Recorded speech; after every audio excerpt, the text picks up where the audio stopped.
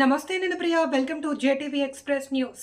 Nandikotkur TDP MLA అభ్యర్థి గిత్తా జయసూర్యను అఖండ మెజారిటీతో గెలిపించాలి అని ఎన్నికల శంఖారావం కార్యక్రమంలో భాగంగా నందికొట్కూరు నియోజకవర్గం జూపాడు బంగ్లా మండల కన్వీనర్ కడియం వెంకటేశ్వర్లు యాదవ్, తరిగోపుల గ్రామం ఎం నారాయణ రెడ్డి, ఎస్ గిరీశ్వర్ రెడ్డి, ఎం నాగార్జున రెడ్డి, దొరబాబు రెడ్డి, ఎక్స్ఎంపీటీసీ కాంతు, ఐటీడీపీ రాఘవేంద్ర, ఎల్లమ్మ నాయుడు, కురువా బాబు, యేసురత్నం, వెంకటస్వామి గ్రామ టీడీపీ నాయకుల ఆధ్వర్యంలో నందికొట్కూరు శాసనసభ ఎన్నికల ప్రచారం నిర్వహించిన గిత్తా జయసూర్య మే 13న జరగబోయే సార్వత్రిక ఎన్నికలలో మీ అమూల్యమైన ఓటు బ్యాలెట్ నంబర్ 2 మీద సైకిల్ గుర్తు ఓటు వేసి అఖండ మెజారిటీతో గెలిపించాలి అని కోరడం జరిగింది.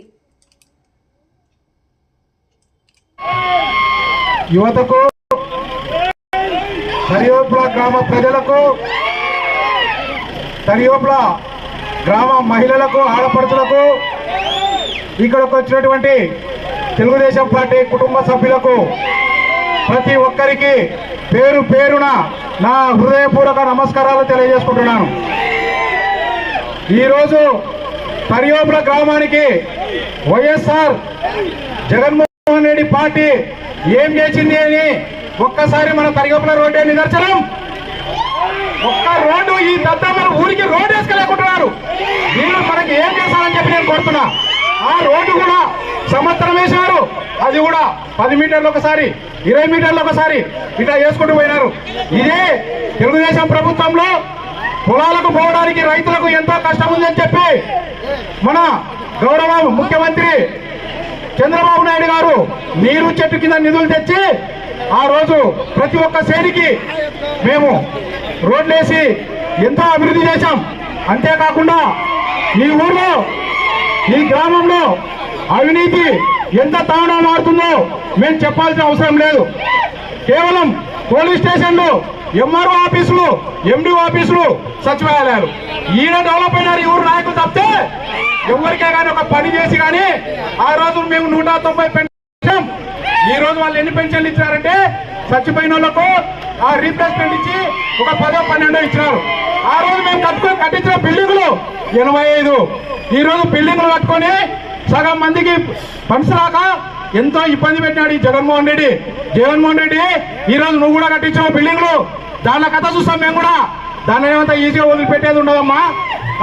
ఈ రోజు పోలీస్ స్టేషన్లలో అక్రమంగా ఎంతో మంది నాయకుల మీద, కార్యకర్తల మీద కేసులు పెట్టారు, అయినా కూడా భరాయించడం. కాకపోతే తరిగోపుల గ్రామం అభివృద్ధి చెందాలంటే ఖచ్చితంగా మనం తెలుగుదేశం పార్టీకి ఓటు వేయాలా. జయసూర్య గారిని, బైరెడ్డి శబరమ్మ గారికి ఓటు వేసి ఖచ్చితంగా మనం గెలిపించుకోవాలా. రెండోది, ఒక ముఖ్య గమనికన్నా, ఈరోజు ముచ్చుమరి ఎత్తిపోతల పథకం కింద శివానంద రెడ్డి సార్ గారికి తేకపోతే ఈరోజు తరిగోపుల గ్రామ పరిస్థితి ఏందో చెప్పండి. ఆ తరిగోపుల గ్రామంలో ఈరోజు కేసు కెనాల్లో నీళ్లు వచ్చినాయంటే అది మాండ్రా శివానందరెడ్డి గారి దయదని చెప్పి నేను చెప్తున్నా. అంతేకాదు ఈరోజు వర్షాలు లేవు, పంటలు లేవు, రైతుల పరిస్థితి గడ్డు పరిస్థితులు ఉంటే ఒక్క నాయకుడు కాకుండా ఒక నాయకుడు సబ్సిడీల గురించి కానీ, రైతులకు విత్తనాల గురించి కానీ, ఇన్పుట్ సబ్సిడీ గురించి కానీ ఎవరన్నా ఒక్క నాయకుడన్నా మాట్లాడినారా? ఎంతసేపు చంద్రబాబు కుటుంబాన్ని, నారా లోకేష్ ను, పవన్ కళ్యాణ్ గారిని తిట్టడం తప్ప వీళ్ళకి అభివృద్ధి లేదు. పవన్ కళ్యాణ్ అభిమానులకు ఒకటే చెప్తున్నా, పవన్ కళ్యాణ్ అభిమానులు మాటిస్తే తప్పరు. కాబట్టి ప్రతి ఒక్కరూ మీ వంతుగా కష్టపడి తరిగోపుల మెజార్టీ ఈ బంగ్లా మండలంలోనే రికార్డు నెలకొల్పి వాళ్లకు వైఎస్ఆర్ పార్టీకి బుద్ధి చెప్పాలని చెప్పి ఈ సందర్భంగా తెలియజేస్తూ, అంతేకాకుండా యువత కానీ ఎవరన్నా కానీ మీరు అర్ధరాత్రి వచ్చి మాకు ఈ పని ఉందంటే నేను, దొరబాబు రెడ్డి సిద్ధంగా ఉన్నాం, నాగార్జున రెడ్డి సిద్ధంగా ఉన్నాడు, నారాయణ రెడ్డి మామ సిద్ధంగా ఉన్నాడు.